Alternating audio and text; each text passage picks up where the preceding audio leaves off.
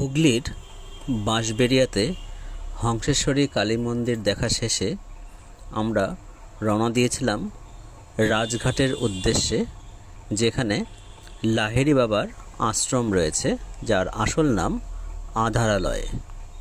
পশ্চিমবঙ্গের হুগলি জেলায় রাজঘাট গ্রামেই এই আশ্রম রয়েছে। এটি যোগীরাজ শ্যামাচরণ লাহিড়ীর দর্শনে নির্মিত এবং যোগীরাজ শ্যামাচরণ লাহিড়ীর শিষ্য গুরু মহাবতার বাবা জির নামেই পরিচিত। আশ্রমটি জাতি, ধর্ম, বর্ণ নির্বিশেষে সকলের জন্যই উন্মুক্ত। এই আশ্রমে যেতে আমাদের মোটামুটি 15 থেকে 20 মিনিট লেগেছিল, অর্থাৎ 10-11 কিলোমিটার দূরেই।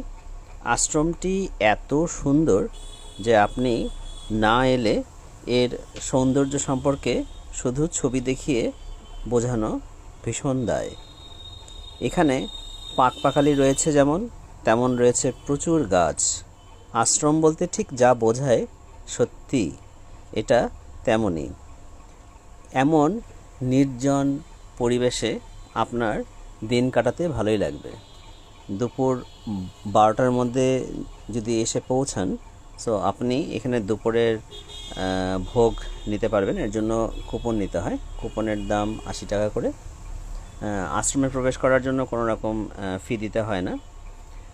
এর দ্বিতীয় পর্বে আশ্রম সম্পর্কে আরও বিস্তারিত আমরা বলবো। লাইক, শেয়ার, কমেন্ট করে আমাদের সাথেই থাকুন, দেখতে থাকুন। পর্ব 2-এর অপেক্ষায় থাকুন। ধন্যবাদ সকলকে, ভালো থাকবেন।